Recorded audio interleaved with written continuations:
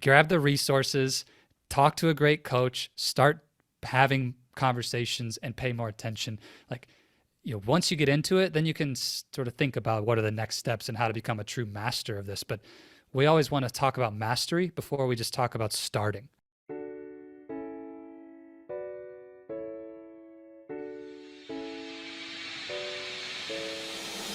Welcome to Give a Heck. I am your host, Dwight Heck, and for much of my life, lived my life in quiet desperation, wondering how I was going to pay the bills, take vacations, save for retirement, and one day wondering if I would get off the hamster wheel of life and have purpose. A life that most of society lives, which takes us to work, then home, then repeat, and pays us hopefully enough just to survive. The harsh truth that most live with more month than money and have no idea how to live life on purpose, not by accident. This ensures the mass majority are living not just financially broke, however emotionally and mentally as well due to financial pressures. In each episode, I will introduce you to thoughts, ideas, and guests that can help you to learn how you too can live life on purpose, not by accident. Good day and welcome to Give a Heck. On today's show, I welcome Zach White.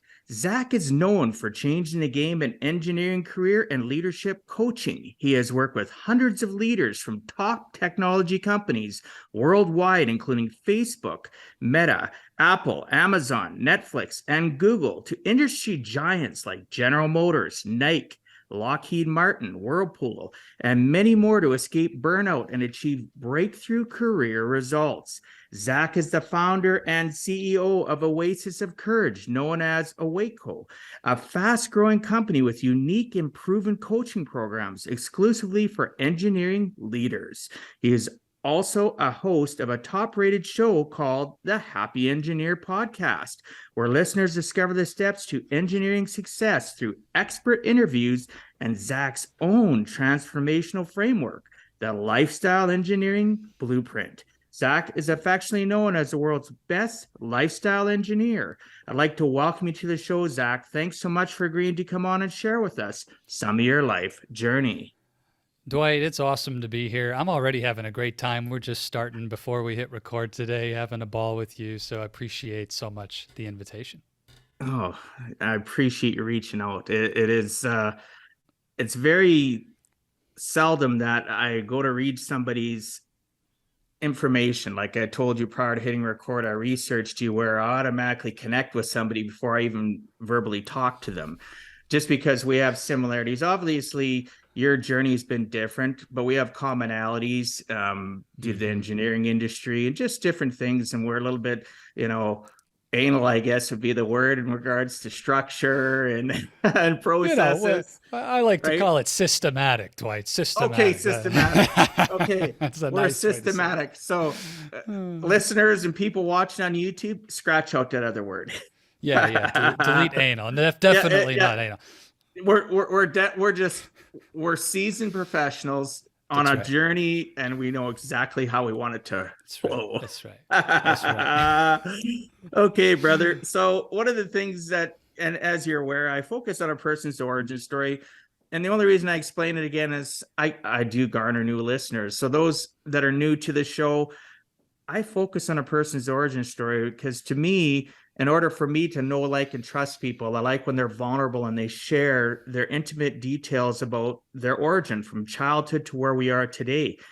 I don't care what age it starts at, where it ends, but it always helps me connect to a person. And I know many of my listeners have told me the same thing. So Zach, do me a favor, brother, and tell me your origin story from your childhood, to where you are currently today. Dwight, the movie of Zach White Origins, while I don't think it would sell as many tickets as like Wolverine Origins or the Star Wars, going back to the prequels or whatever, I think that movie begins in 1990. And I was 5 years old, so born in 1985. So take it to 1990. I haven't even gone into kindergarten yet. And I'm in the basement of my Midwestern 2-story attached garage. If you just picture the stereotypical Midwestern 2-story, like that was my house growing up. And I'm in the basement with my dad, who happens to be an electrical engineer and just as nerdy as you and I happen to be. I mean, sorry, as systematic as you and I are, Dwight. And I'm in the basement. It's pretty dark, concrete floors. And on the desk is a Macintosh 68040. And Oh it my was my gosh. first computer. My first computer. And I mean, you remember those days. And for those who aren't into tech, you may not appreciate this, or if you're too young to appreciate this, but you got the computer in front of you, 3 floppy drives. You got to load the system disk, the program disk. And then if you want to save something, that's another disk.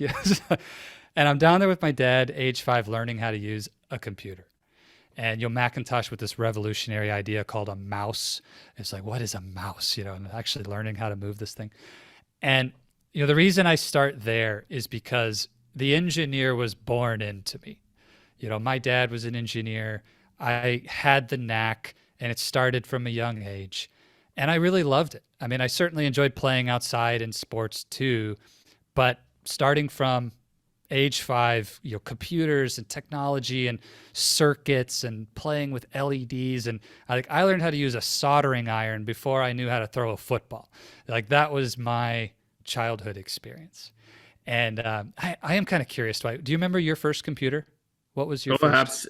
Absolutely. What was your first machine? My first computer was actually a Commodore 64 that I actually owned. Yes. I had Oh, I had computers that I'd go over to friends' houses, and the old TI 99 4A, the old Texas Instrument computer. I don't remember if you recall that. So I remember using that. I didn't have one, and then but my actual first computer I owned myself was a Commodore 64. The first computer I ever worked on was at school. We had an IBM lab with the old 8088 processors, and we had the big 5.25-inch floppy, and we had one central hard drive that everybody got to access that was 10 megabytes, not gigabytes, megabytes. Right. And we were the shit, man. Oh, yeah. So I belonged to the programming club. I was, again, nerd, but we're not using that term. I forgot. No, definitely not. Well, that's where it really began for me. And Dwight, those were fun times. I loved learning about that stuff, feeling like I was able to get exposed to what was cutting edge technology at the time. And I remember my aunt and uncle coming to our house, and they didn't even own a computer. And you're showing my aunt how to use this thing when, here I am 5, 6 years old, and she's never even seen one, right? So that's where it began. And fast forward a little bit through grade school, academics was a priority in our home. My mom always told me, even through high school, school is your job. And it wasn't that if you don't get straight A's, you're in trouble. It was if you don't do your best, you're in trouble. And my mom instilled in me from a young age that, Zach, you're really smart, and your best is straight A's. So my expectation is that you're going to bring home straight A's because I know you can do it. And if you don't get those, it's because you're not putting in the effort. And she was right. I did get straight A's, and it wasn't that hard for me. I was really blessed to have a great mind and have a lot of that positive influence at home. And, the engineering and the academics always collided in fun ways. I remember in 6th grade, there was a project in history where everybody got a country, and you had to present, the history of that country on one of those 3-fold boards, like the science fair boards. Do they even use those anymore? Is that a thing? I don't think so. Yeah, I do. This is the old days. Do it.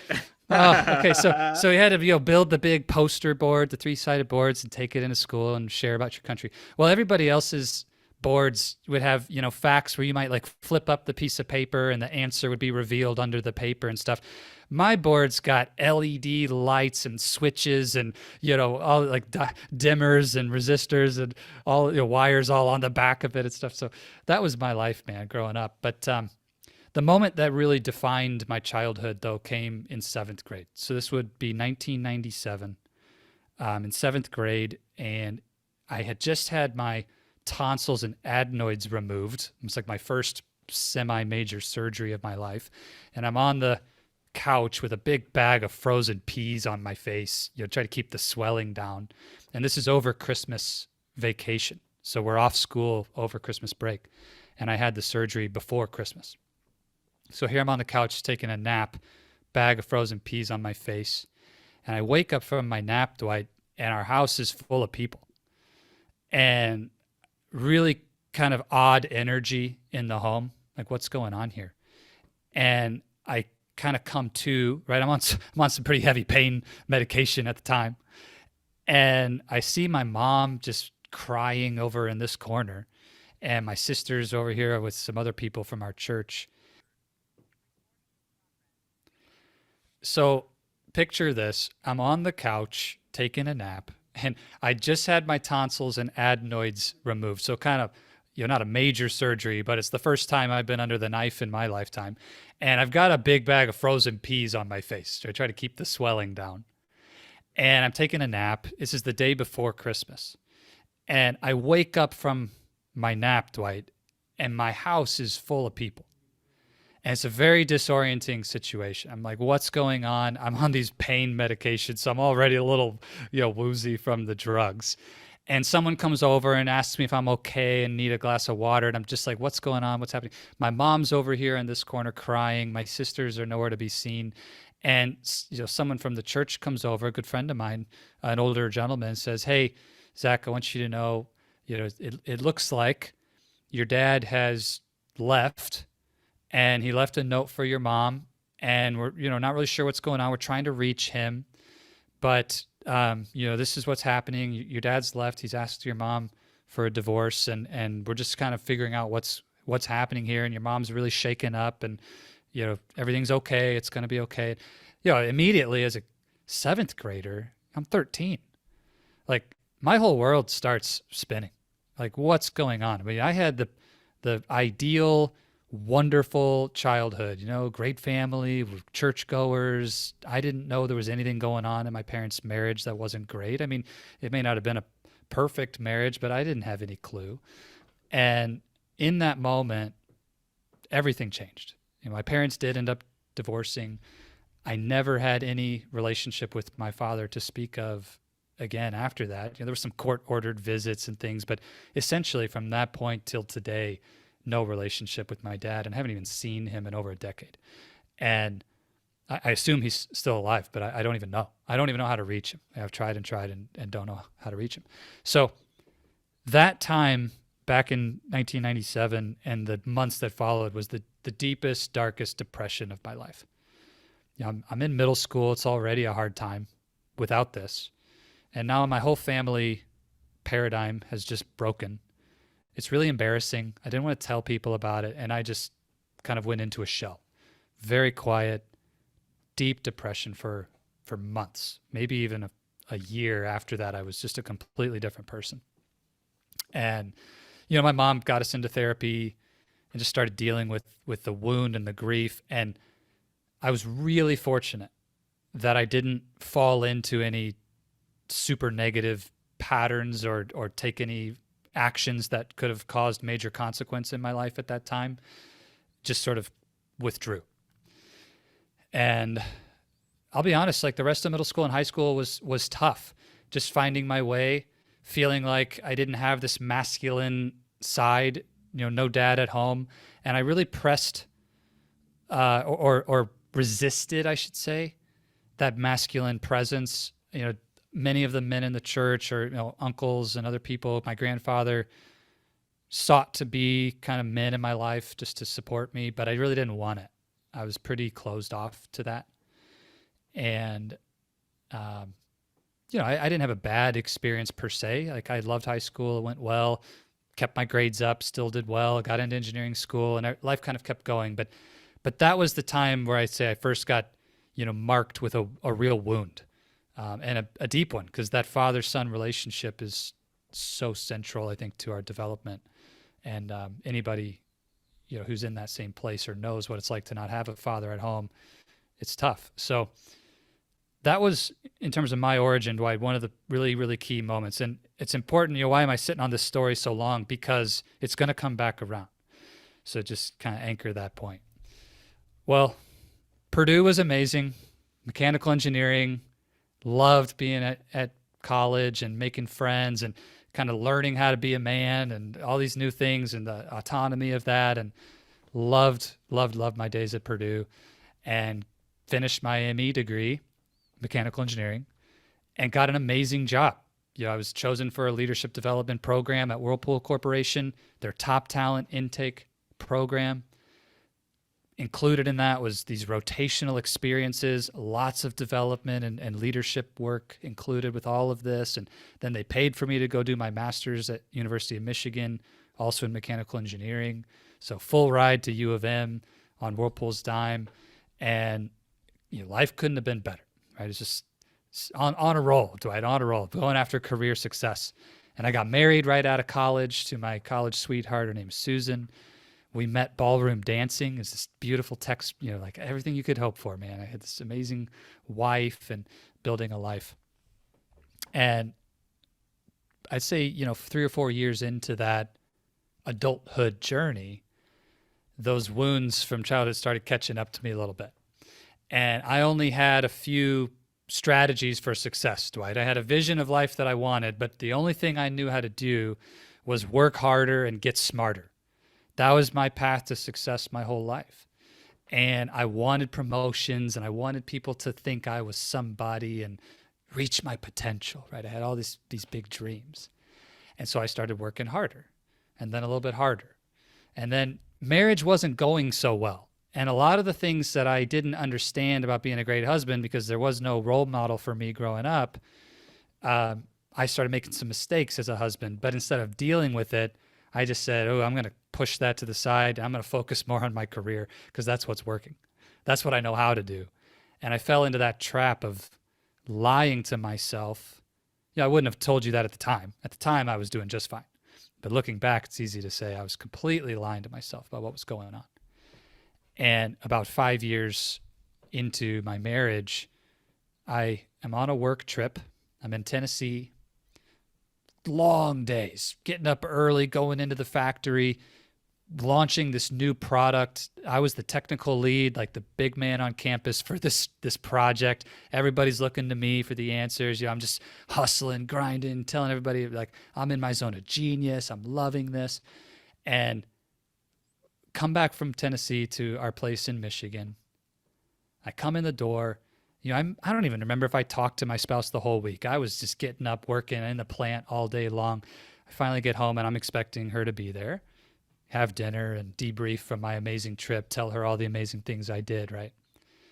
And I walk in and Dwight, there on the kitchen table, instead of my spouse being at home, there's a note. And on that note is the exact words that my dad left my mom in 7th grade. This isn't working. I want a divorce. I'm out.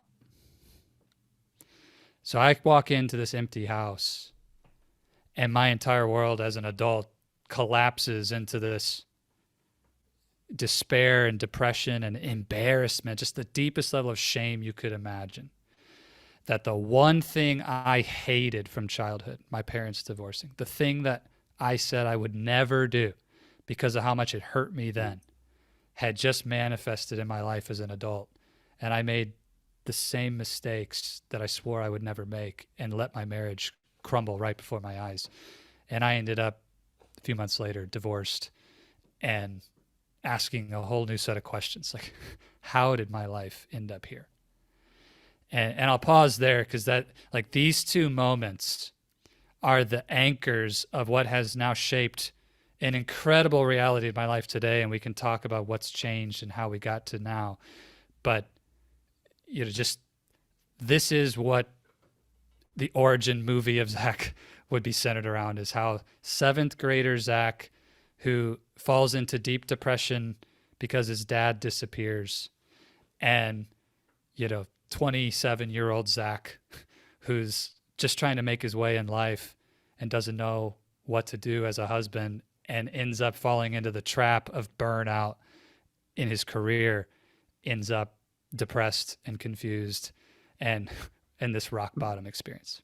Brother, my heart right now literally is just feels for you and connected to you. And I guarantee many of the listeners or people watching are going to feel the same way, because bottom line, what you've shared has been very vulnerable, and your origin helped. Obviously, as we go through this conversation, we're going to delve more into it and how it connects to what you've developed with your program.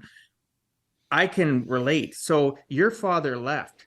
My father was never, my mom and dad stayed married, never, but my dad was excessive workaholic. Wake up in the morning, go to bed at night. I wouldn't see him. Sometimes it could be days, weeks. I wouldn't know if my dad was around. So I didn't have that male presence that you talk about. So Yeah.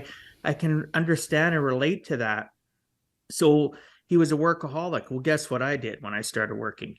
I became a massive workaholic. Guess what it Yeah. did to my own marriage? Caused my marriage to fail. So I feel you, brother. And Mm. and the reason I add that is because my listeners that know me already know this about me. Bottom line, though, at the end of the day, we're a culmination of every life lesson. I don't call them mistakes. I don't call them, at the end of the day, you have taken all that stuff and now shared it with us, but you took that stuff and you realized that maybe not immediately, like you mentioned, and you pivoted your mindset and developed into the amazing person you are today. If that wouldn't have happened, would Zach be where he is today? Mm. Not Right. at all. And people Yeah. don't respect their origin. And I think you get it now because we talked more about it before I hit record. The origin is so important for us to release, not compartmentalize it and share the world. Look at how successful I am. Hey, I was a weakling. I was a Yeah. person that had some challenges. I was a person that learned pattern behavior from my family, and I allowed it to slow me down. I allowed it to crush me in certain areas, marriage, connection with people, whatever the case may be. So Mm-hmm. thank you so much for that. Right. And Yeah. on top of that, you're a great storyteller. I don't know if people have told you that. You're Well, thank you. yeah, you articulate very well. So I appreciate that. What else would you like to add before we go on? Well, why don't I bring you up to current day just so everybody knows there is a happy ending?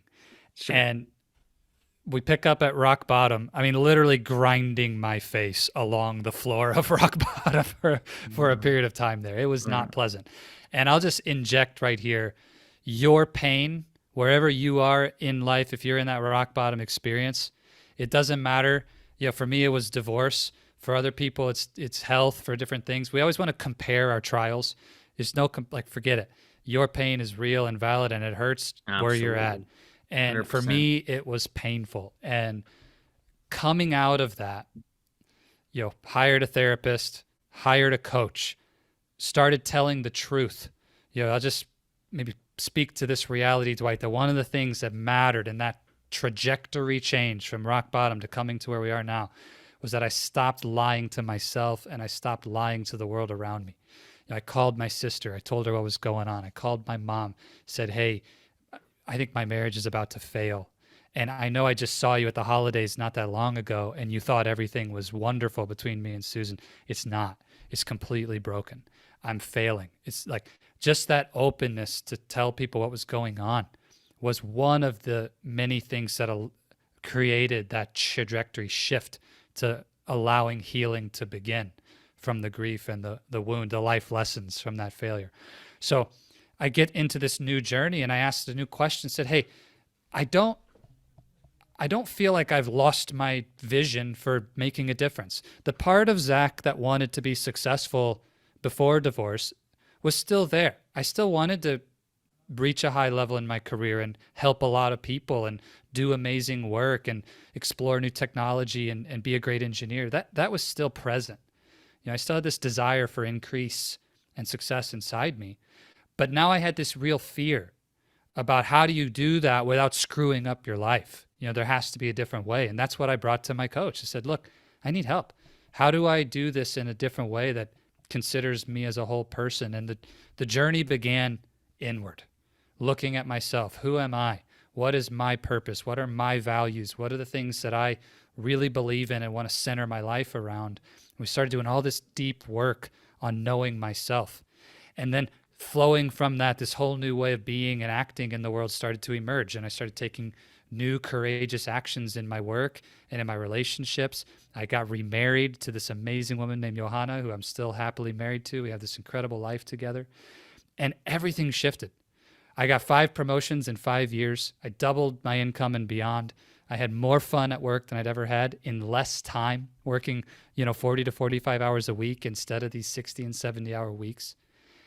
And when you see that kind of change, Dwight, people start to ask you questions.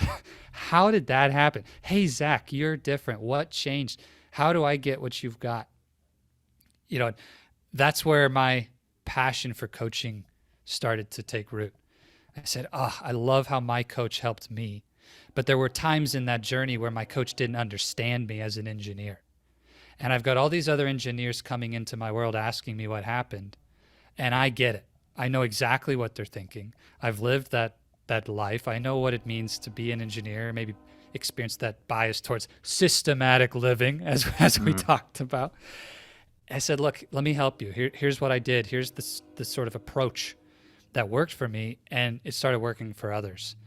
And I fell in love with being involved in other people's success and journey and helping them avoid burnout, helping them to get to that next level, but balance their life and see a difference at home and with their spouse, with their kids. And in 2019, I recognized for the first time that God had called me to be an engineer, not to do engineering, but to go back and now help engineers to experience what they desire in their career, to be that incredible leader at work, but to be just as powerful of a leader at home and to experience happiness across the whole spectrum.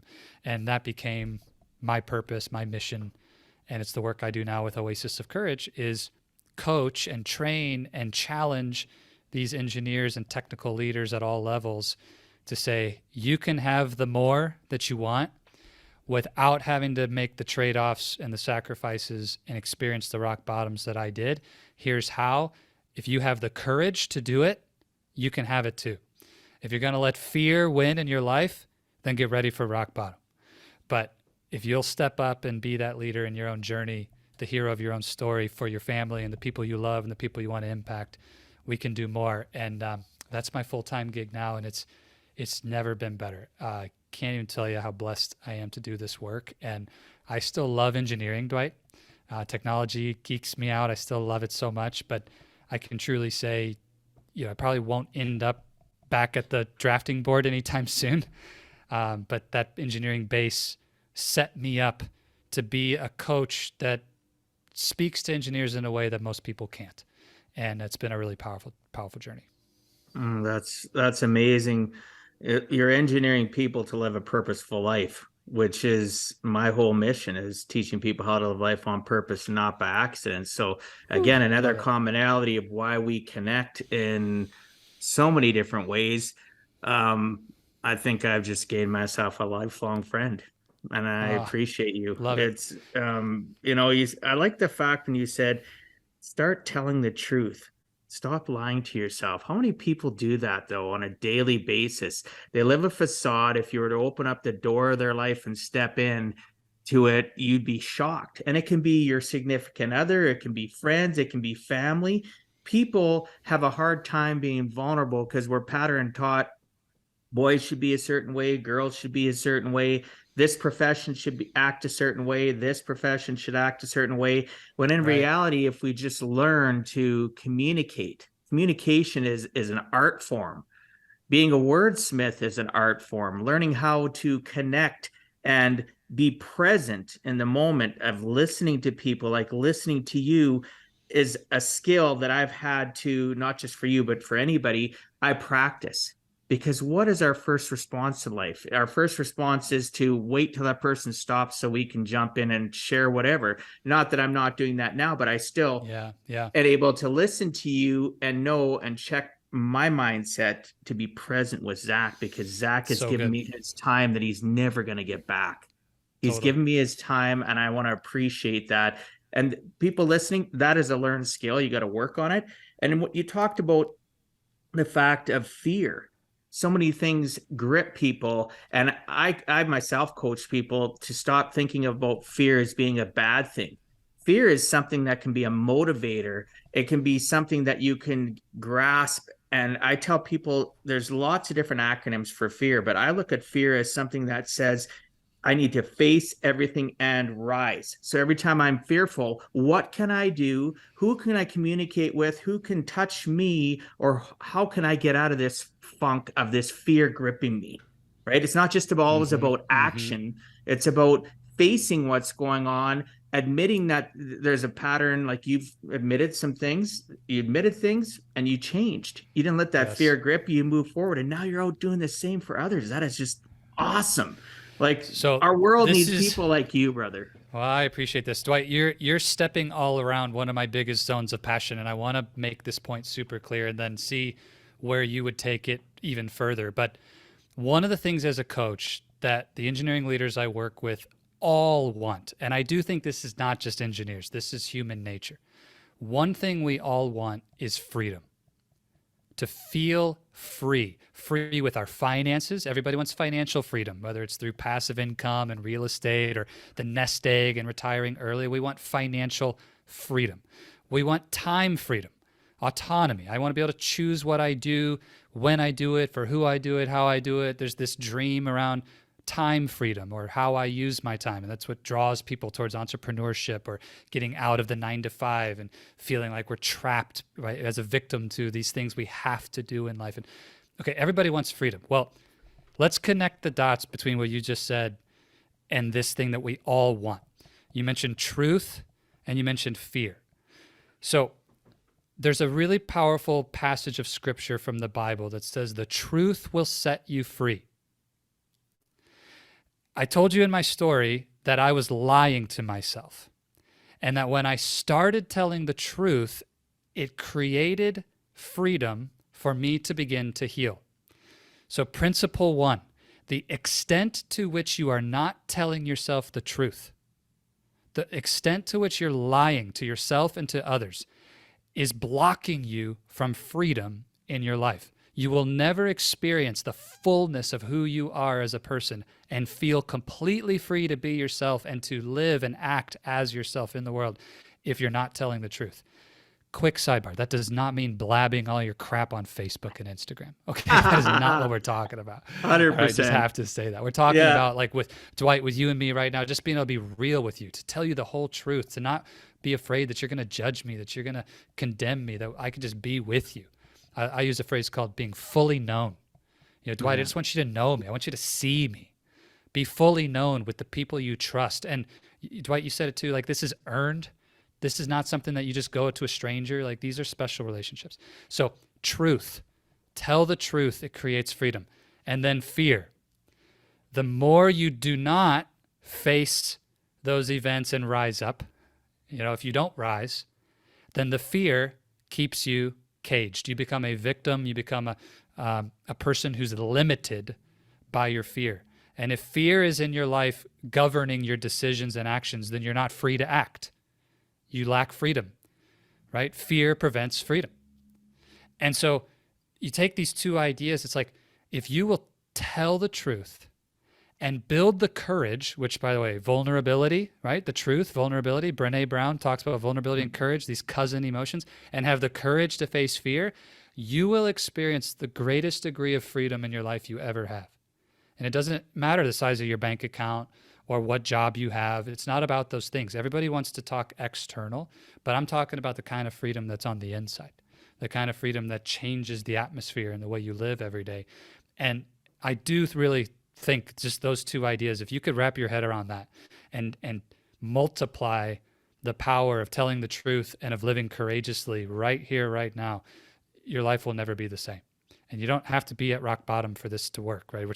It starts of course, from right where you're at. So I don't know if you knew you were dancing around my favorite subjects, but like this is the core. When I talk about mindset, these are the first things I share with all my clients. I read up a lot about you, but I'm not calculated that way where I'm trying to manipulate. I'm just who I am.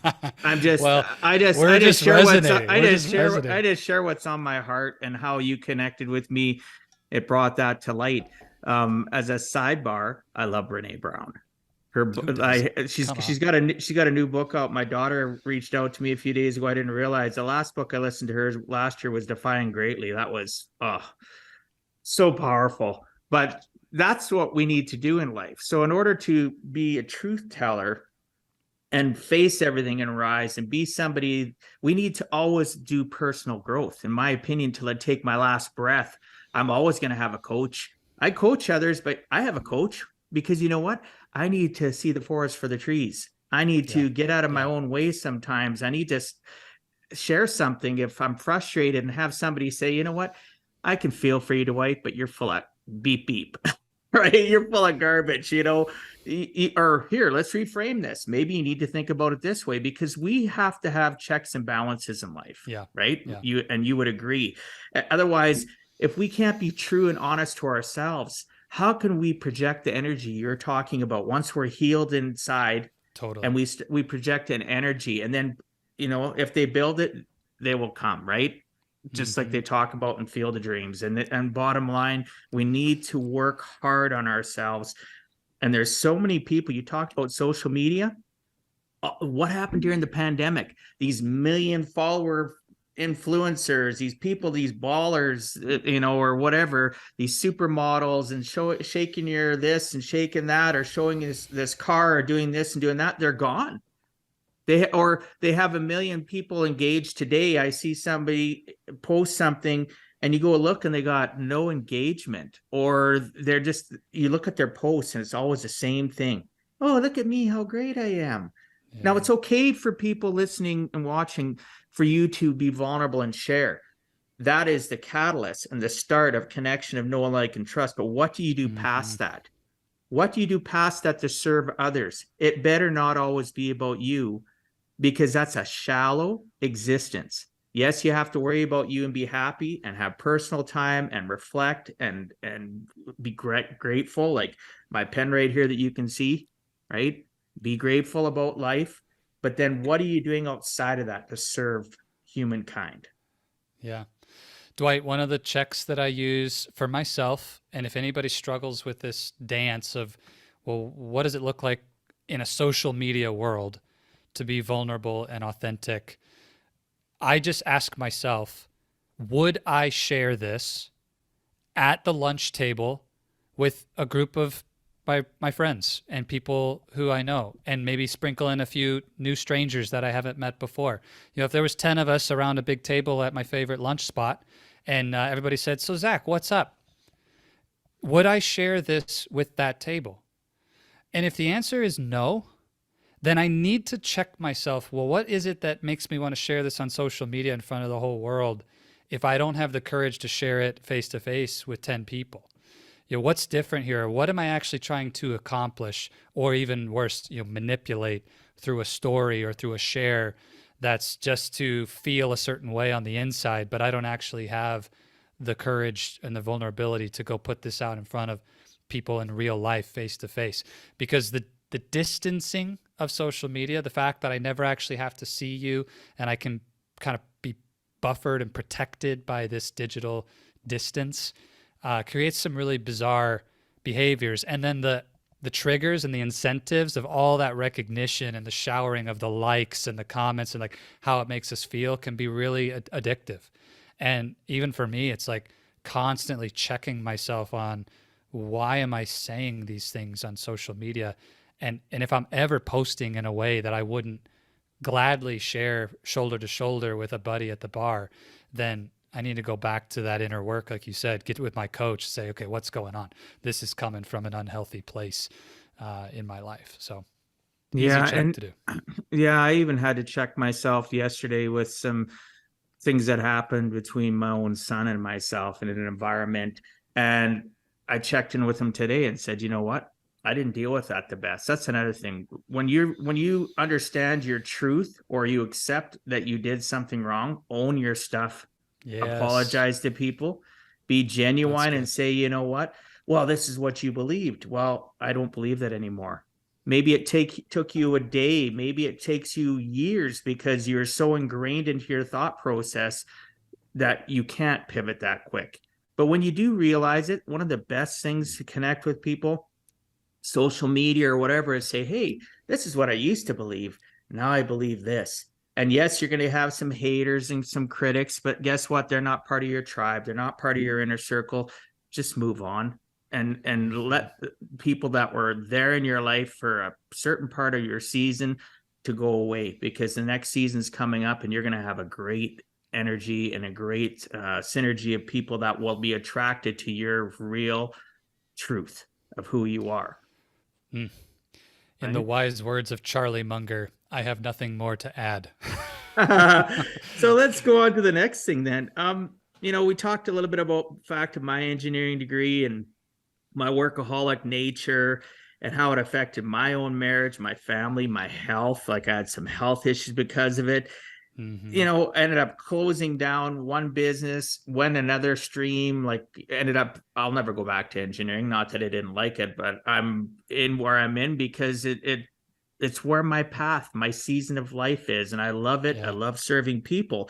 But what I don't, we touched a little bit about this, but I really want to know, why do you believe personally that so many go-getters like you and I, right? I get it. It's about our patterns and our training, but why do so many go-getters like us, nerds, whatever you want to call us, strategic thinkers, right? Not realize what is going on around them before it's too late? What has society done to people for them to just have such a facade, a mask on that causes them to stay stuck until it's too late and they lose it all, like you and I have in the past, obviously? Let me see if I can bring out a few different points than you're always going to hear around this topic, because it's a common topic. And I think, to your point, we could easily talk about cultural conditioning and looking around. You see other people doing it and we just learn these behaviors. But there's a couple other things that I really do believe are present that are not talked about as much. And just to make the point, let me tell you about one of my past clients, an amazing leader named John. And when John and I first connected, he had all the right things on the resume: working at a great company, making a great salary, had a beautiful wife, pregnant with their first child on the way, house in the burbs, like textbook, living the dream. This is the American dream kind of life. But John told me very frankly and candidly, Zach, I've got all the stuff, but I'm not happy. I don't have any energy. I don't know where my life is going. I feel lost. And it's like something is clearly missing and I don't know what it is or how to get there. And just grinding harder isn't changing anything. Going for more success, the next promotion, the bigger paycheck, the title, none of that is fulfilling anymore. It used to feel okay, but now I'm really unhappy. What do I do? And this is a moment that these go-getters almost always end up facing eventually. You can only outpace that part of you that realizes this isn't working for so long. And so, well, how did John get there? What is it that creates the wake-up call? And here's the distinction.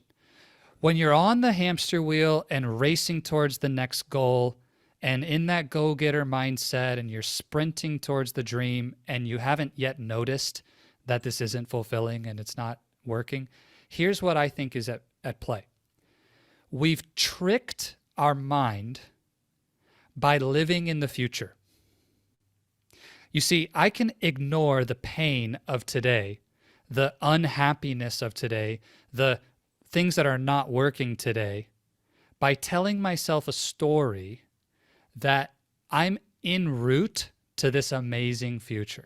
Life is going to be better when I get my next promotion, I buy that next car, I go on the amazing trip to Fiji, I marry the beautiful supermodel, whatever it is, right? As long as I have this dream, this vision that's pressed just over the cognitive horizon, it's like I can't quite get there, but it's going to be so good. I can tell myself that story from the moment I wake up till the moment I go to bed and literally sprint in busyness all day long, unhappy that entire time, but I've convinced myself, because I'm living cognitively in a future state that isn't here, that this is just temporary suffering to get to this amazing thing. And you kind of beat your chest and you grind it out with this badge of courage that, I'm doing this for fill in the blank. It's the when then mentality, right? When I get there, then I can slow down and be happy. And the thing that shifts is when people stop living either in their past or their future, which, I'm talking about future people because that's your go-getters. By the way, there's a whole nother population of people who are stuck in their past, can't move forward because they're living back there, but that's a different group. Well, eventually you get present. For Zach White, it was rock bottom and divorce that pulled me out of living in that future, and it forced me to face my present reality. And the fact was that I was unhappy, I was depressed, my life wasn't working, and right here, right now, this is not the life I signed up for. The sooner you can begin pulling your energy into the present moment, the sooner we can begin to deal with whatever it is that's actually going on. And for engineers in particular, we tend to be very analytical. We already talked about that. We also tend to be low on the emotional intelligence scale, period. Just not aware and not connected to our emotions. And so it's even easier for us to ignore unhappiness or anger or frustration or whatever's going on in the present, to just suppress all of that and keep living in that cognitive, conscious future. And so boil it down. Let's get present. Stop telling me about one day when, and tell me how you are right now. Let's get into this moment, because your life isn't happening 10 years from now. Your life is happening right now. Yes, goals, dreams, vision, so important. Like, believe me, you're not going to find a more visionary, passionate person than me when it comes to creating big things for the future.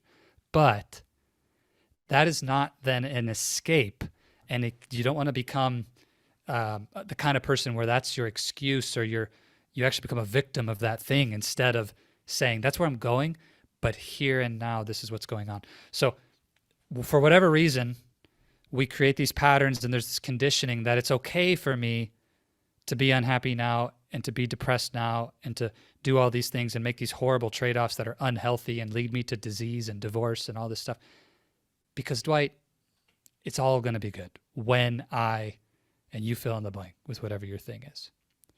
So I don't know what you've experienced or if you can relate to that, but that is one of the most dangerous tricks of goal setting and visioning, is that independent, it's so good on the surface, but it can actually become a huge problem, especially for these go-getters, where that's the only thing we're focused on and we don't deal with here and now.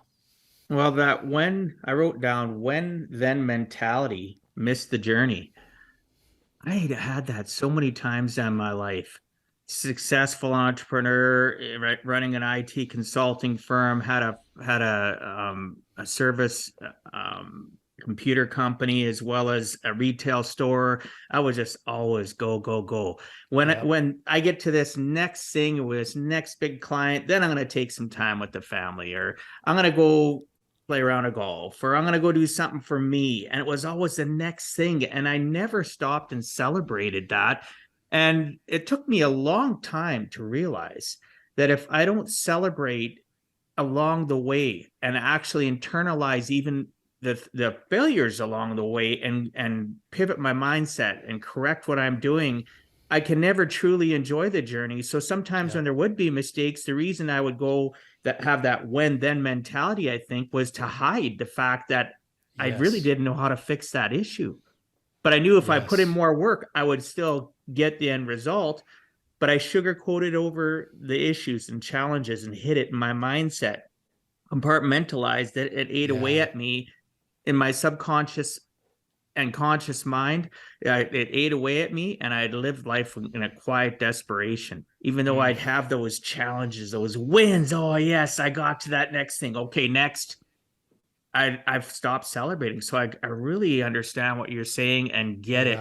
We really have to, and I talk about this all the time. It drives some people crazy, and they aren't in my life anymore, which is fine. Not, at the right time for them to move on.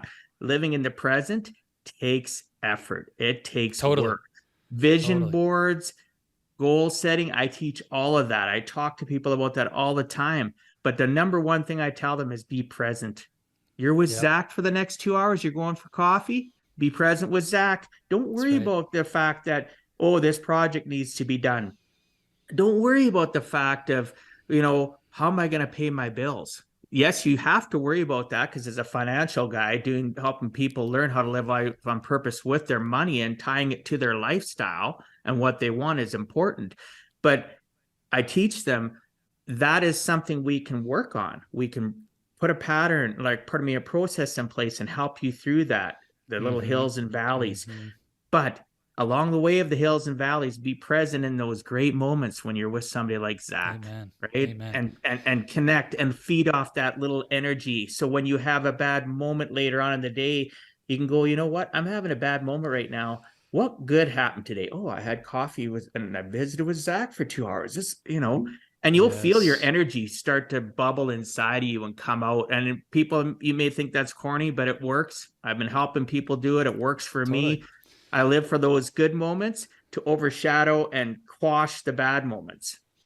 Dwight, be present is some of the best advice you could give anybody. I love that. Oh, Agree 100%. And absolutely. I'll Yeah. I'll just close the thread on John. I Sure. mentioned to Sure. him so here's I'll tell you the same thing I told him. John, if you don't have the ability to experience happiness now, what makes you think you'll have the ability to experience happiness when? And fill in his example. Yeah. He said the work to do is not on your job or your spouse or these other things. The work to do is on you, because you need to discover on the inside where your happiness actually is coming from, because it's not from the outside. And if you don't believe that, you could look around. You'll find unhappy people in every possible situation. So the data, I'm an engineer, let's just be logical. If external circumstances created happiness, then we would all just figure out which circumstance was the happy one and we'd go there and it'd be fine. We'd all be happy. Yeah. We'd be That's not the bathing in it case. every day. Yeah, We'd be 100%. bathing in it every day. Yeah. And yet that's clearly not the case, right? There's rich people who are unhappy. There's poor people who are unhappy. There's rich people who are the happiest you'll ever meet. And there are people in abject poverty who are the happiest people you'll ever meet. So it has nothing to do with money, right? There's people with Absolutely. careers who are great and people with careers that are failing. And we could say the same thing. So, John, we got to do the inner work. And when he went through this process, and being present is a big part of that, in 90 days, his testimony about how his life shifted was extraordinary. And so it takes work, but it doesn't take forever. All right. If you're willing Yeah. to put in this kind of work, get with Dwight, get with me, whatever, like whoever's listening, if you need help on this, like get a coach and work on it, because it's amazing if you just will commit and do this inner work first. And then, layer in the strategies, the systems, the tools, take action. You can make unbelievable change in a short amount of time. But if you don't start on the inside, if you don't change the foundation, man, you can get any job on the planet, and within a year, you're going to be unhappy again, because the honeymoon phase is over and you haven't changed. And you're the common denominator. My coach reminds me all the time, Dwight, Zach, wherever you go, there you are. And so if you haven't fixed yourself, then it won't matter what's going on around you. And I think that's super true.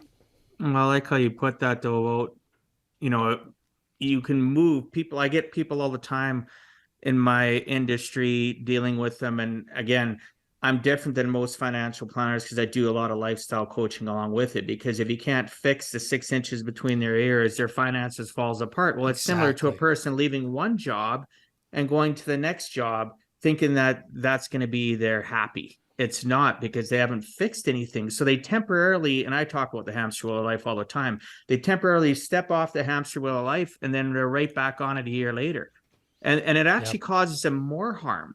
Yep. It causes them, they had a temporary happy, but wasn't really happy. It was just masking the fact that they were the challenge, not the job. I'm not saying the job didn't have some challenges, but they were the key factor of why their happy wasn't working, because of so many unresolved issues. We could go on and on about that, but I want to ask you a couple more things. Well, you and I could talk all day. So one of the things I wanted to ask you, through your adversities you went through, you learned to ask bigger and better questions. And throughout my life, I taught myself and my kids, initially when I was younger, I used to hear people saying, oh, there is no such thing as a stupid question. Well, I'm here to say there is. There is very much a place, and people give stupid questions because they don't think. So when I realized that in my early 30s, as I was, having kids, and then when I became a single dad of my 5 kids, I used to say to them, there's no bad questions if you think about what you're going to say. Think about the question before you ask it and think, how is that person going to respond? Or you might go, wow, I actually know the answer to that. Why am I asking the question? Just so that I can sound Mm-hmm. like I'm connected to you, that I'm intelligent by, bottom line, there is bad questions, but I agree with you 100%. We need to all learn how to ask better questions. And I believe it's a skill. It doesn't come naturally. You have to work Yeah, at it. totally. You have to ask yourself, okay, earlier today, Zach and I were talking, and I asked him a question. Did I listen to his tonality? Did I watch his body language? How was he responding to me? And how Mm-hmm. did he leave? How was his energy when he left? Oh my goodness. Maybe I asked the wrong question. Or maybe I should have asked this question because Zach needed me to be present and it was all about me again, right? Asking the right questions and thinking about it before we ask that question. And then also, in my experience, thinking about what occurred from that question has made me to be have a better skill at asking questions. So instead of me just Yes. rambling on, please tell me, brother, why is it important that one learns to ask the right questions, and what do you do in order for that to happen for yourself and for others? Mm-hmm. Well, in engineering, one of the things you learn early on is that questions lead and answers follow. And asking the best questions is so, so important if you want the best answers. And I agree with you that not all questions are created equal. And I'm hesitant to use qualitative words like good versus bad questions or right That's versus fair. wrong questions in the way I think about it. But here's maybe the model or the metaphor I would share. Questions lead, answers follow. So the question you ask creates a vector. It creates a direction of the energy and the what's going to be revealed in the world of this conversation. And some questions have more power, like they're going to move the conversation further. It's like a bigger vector than others. Some are weak, some are powerful, right? You get more momentum out of some questions than others. A simple yes no question has less power than an open ended question. So you can think about magnitude of that vector, right? But then there's also direction. The question sets the direction. And so, an example of what we might describe as a stupid question is, why am I so stupid? If I ask myself that question, well, I've just directed the energy of this that the answers are going to reinforce beliefs about my own stupidity. Is that really what I want? Do I want to convince my subconscious and my self-esteem that I'm stupid? Well, no, that's not something I want. Well, then let's stop asking questions that lead the vector of this conversation, or whether it's between me and you or me within myself, in a direction I don't want to go. So I think about questions as this incredible force in conversation, whether it's, again, an internal dialogue with yourself or in a real chat between you and me, Dwight. The questions I ask set the magnitude and the direction of where we're going to go. And there's a unlimited world of possibilities for where we can go. And, innovation and creation, it's all about getting into these spaces, and different questions will take us there and some won't. So that's the way I think about it. It's not like right or wrong. Is it wrong to ask that question? Well, it's not really an ethical conversation. It's just, look, what do I want to create? What's the goal of the conversation, right? Do I have any idea of the outcome? Stephen Covey, beginning with the end in mind. And if I want to uplift this person, and I want to encourage this person, or I want to explore new spaces and discover new things and go into uncharted territory and see what's out there in this world, then let's ask questions that guide us that direction, that have a magnitude and a vector aligned to that, versus a question that's going to keep us closed, keep us within the known, and doesn't have any real power to it. And you're absolutely right that it's a skill. And the only way to develop the skill is, one, you need the knowledge. You do need to go learn what's a powerful question and what's not. That's something you can go learn, and then practice, right? Just like any other development, go have conversations with amazing people like Dwight, and practice asking bigger, bolder, more powerful questions. And then, by the way, apply it to yourself too. Pay attention to what questions you ask yourself on a daily basis. And if you'll change those questions, you'll change the trajectory of your life, because you're going to be getting new answers. And those new answers take you new places. So that's how I think about it.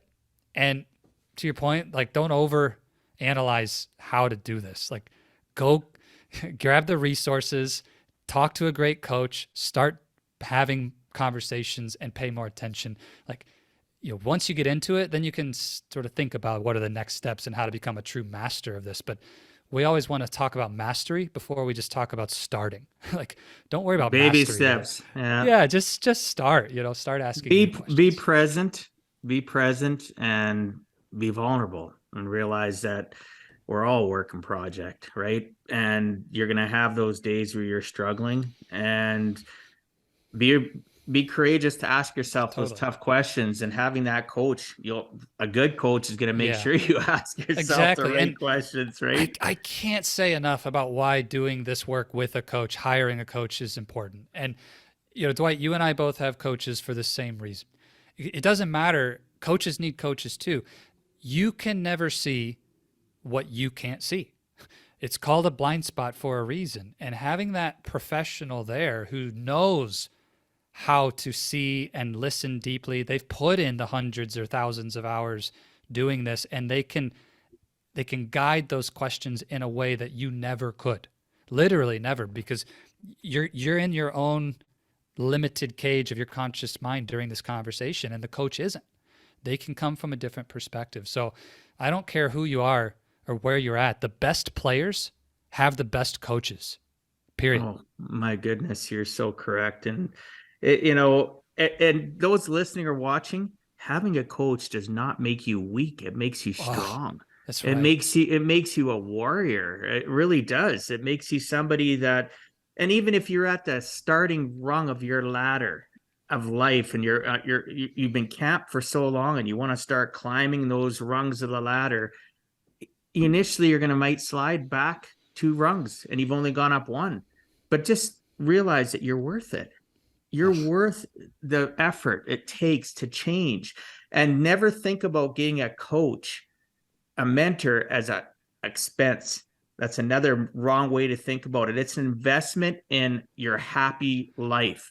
And that happy life takes effort. It takes continuous feedback. Just, we have feedback that we require every single day. Look at young children.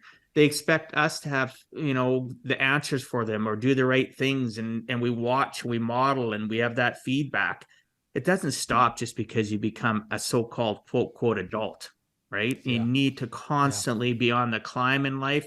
Yes, you'll hit the valley of despair. That's why you have people like Zach or myself or whoever you work, that's just going to give you that, that mental, little bit of a mental slap, maybe a kick in the butt, and say, hey, you know what? That's right. Get out of that valley of despair. Let's go back on the climb. Let's go up the rungs of the ladder. Well, and Dwight, I know you work in coaching finance and helping people reach their financial dreams and goals. And so take that investment mindset shift one step further. The best investments are asymmetric in their risk. They have huge upside with protected downsides. Well, there is no more asymmetric bet in your entire life than to bet on you. 100%. You have an unlimited potential. And the downside is only the dollars that you invested. There's literally no other downside. Like, it is the most asymmetric and potentially rewarding bet you could ever make. The S&P can't touch what you bring to the table when you invest in yourself.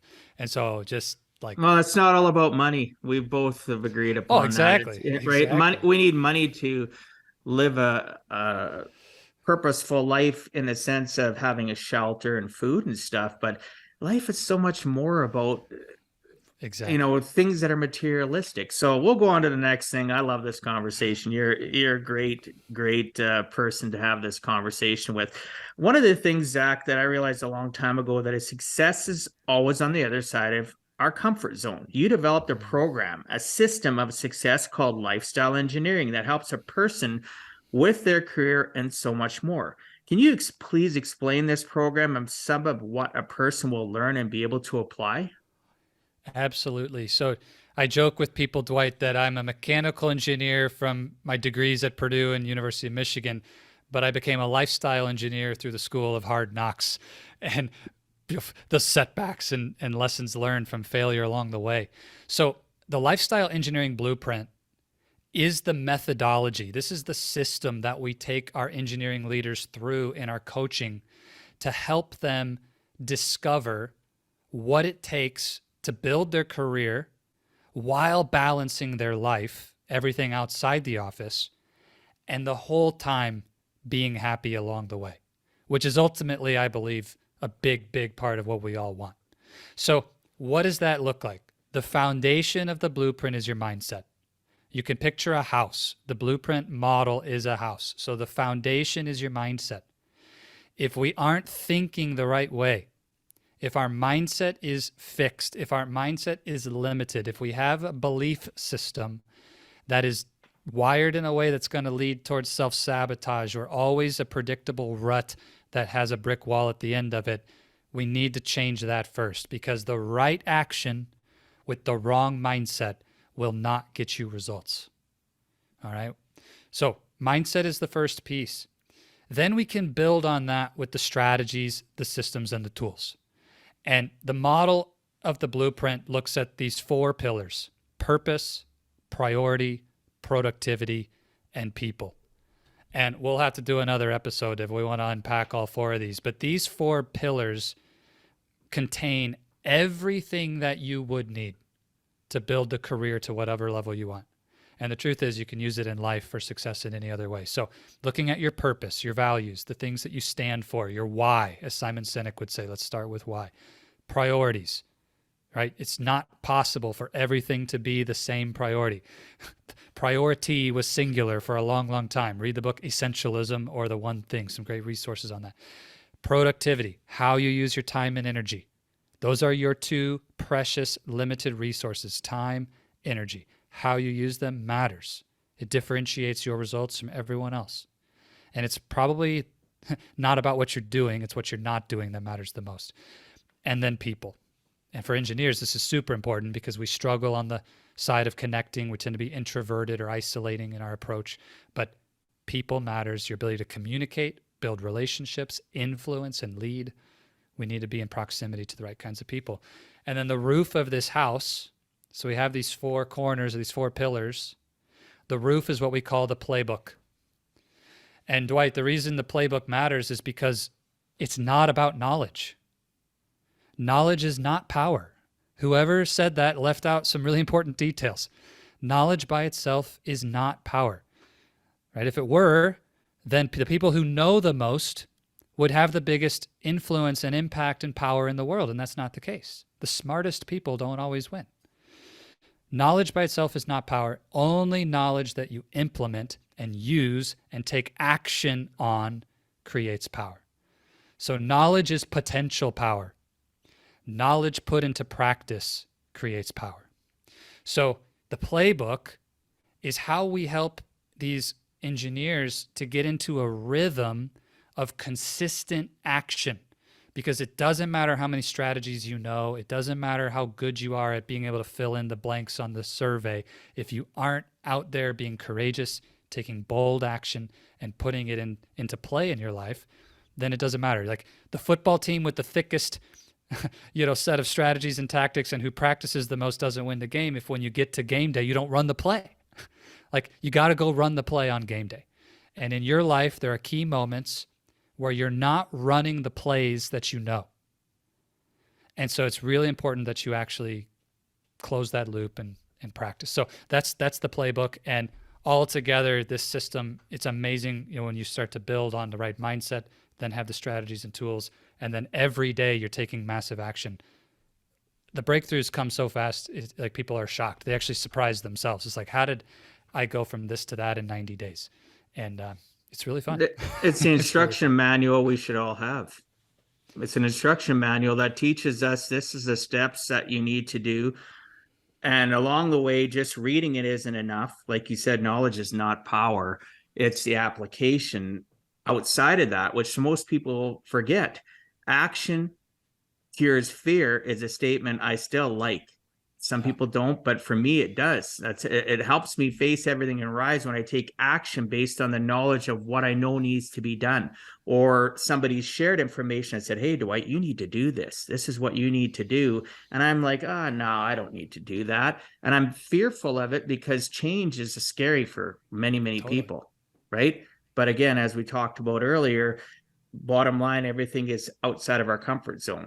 that's when we're going to have true success. But that's action to get outside of our comfort zone, to take all that knowledge that we might know already or people have shared with us and actually applying it and going out. And as you know, so many people don't get it. The more you take action with the knowledge that you have and apply it, your fear subsides. You're so much more happy. You're so much more present, and the climb just is so much easier. Yeah, there's can be struggles, but I love that how you put that though, right?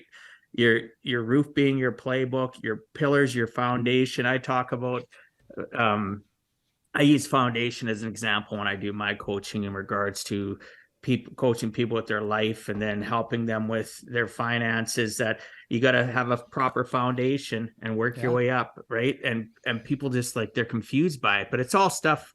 And this could be another podcast just talking about how our education system and how parents, don't get me started. If we had the right playbook, how we could make a difference in their lives. So I'm pushing a little bit here into your time. So I'm going to ask the last question. We'll have to get another episode in, as you mentioned. I would love that.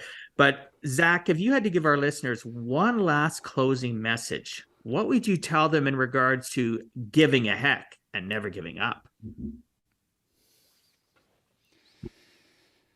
I'll choose to circle back to a comment you made, Dwight, that I see with my clients holds them back from the life of their dreams so often. And it's this fallacy that we need to solve the whole problem all at once in one step right now. And you mentioned baby steps. And I'll tell you, if you will simply find the smallest, easiest, lowest hanging next step toward your dream, you know, what's one phone call you could make? What's one action you could take? What's $1 you could save towards that next thing you need? If you'll just give yourself permission to start small, don't judge a humble beginning, get things moving. Anything worth doing is worth doing poorly, because you won't go from where you're at now to the best at that thing. We all pass through the clunky, messy, ugly phases of not having a clue how to get from where I am to where I want to be. If you had met Zach the first day I ever coached, man, I didn't sound like this, okay? It was messy. It was clunky. I said a lot of things. I'm sure looking back, I would say I was totally wrong about that and that and that. But anything worth doing well is worth doing poorly. So take the smallest, easiest step and get moving. It's about progress, not perfection. Because done is better than perfect. Perfect never gets done. So just start. Start small, start now. That's what I would leave listeners with, because it held me back a long time, years and years that I didn't act when I could have. I've seen it in my clients, and I don't want that to be the thing that holds you back. Wow. Listeners, rewind and listen to that again. Then again, listen to the whole episode again and take notes. I've been taking notes. Those that are listeners of my show on a consistent basis know, especially those that watch, because I take notes. Because at the end of the day, I don't want to miss anything, right? And I'll listen back to this. I'll listen back to this episode. Depending on the episode, sometimes I listen back to him at least 2 times, sometimes more. And I'll look at my notes before I even send it up to production, just because there's nuggets everywhere we look of knowledge that we need to apply. But first off, we need to read it, listen to it, internalize it, and then take action and move forward. Yeah. But I love what you had to say. You know, give yourself permission, right? It's okay. It's okay to do things difficult, wrong. Just do it. Do something instead of being camped in your mindset, camped on the couch. And I'm not saying those of you that are, I do have listeners, that if you're comfortable in your life and you like what you see in the mirror every single day, and you can honestly say you do, then stay where you at. But most of us that are listening, most of us that are wanting to change and engage, we're tired of being in the same hamster wheel.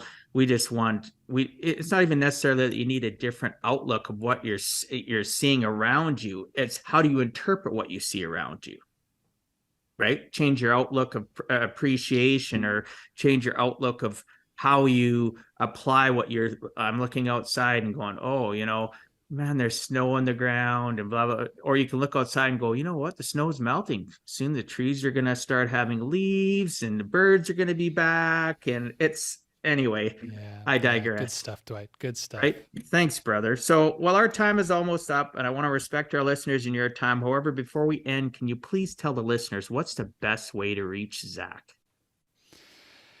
Dwight, I'll tell you what, if someone's listening to this who is in science, technology, engineering, and something about what I said resonated for you today, and you really want to take action on that and focus on your career and your life and reach the next level, I'd love to extend the chance for somebody to actually get on a free coaching session and let's dig in and help you out right where you're at. So let's take action. And the way to do that, pick up your phone right now and send me a text message. It's the word lifestyle to the number 55444. So that one word, just text the word lifestyle to the short code 55444, and I will get you a reply. We'll get you set up with a link to grab time. We'll do a quick 15-minute chat with my team to get some context, and then they'll get you on the calendar for a free session. And at least at the time of this recording in March 2023, I still take all those calls. If it's a year from now, business may have changed a little bit as we grow, but I would really be honored to have that conversation and see how we can help you. And then for anybody else who maybe just want to get some more information or explore deeper, the best place is just wherever you're tuned into this amazing show, Give a Heck, jump over to the Happy Engineer podcast.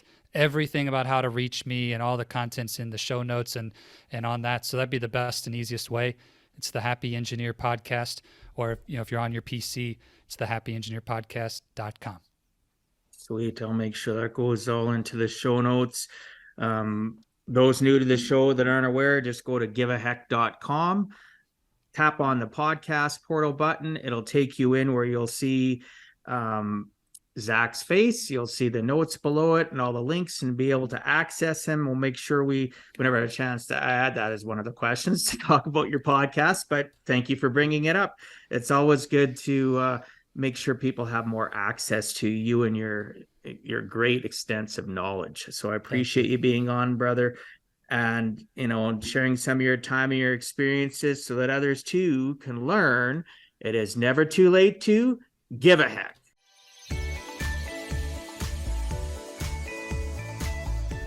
Thank you for taking time out of your day and listening to Give a Heck. If you find value, I'd appreciate you sharing with your friends and family so they too can learn how to live life on purpose, not by accident. So you do not miss the next episode, please subscribe on your favorite podcast platform and please also post a review. I look forward to reading your comments. This has been Dwight Heck. If you want to check out other podcast episodes or today's show notes, please check out my website, giveaheck.com. And until next time, together let us all strive to give a heck.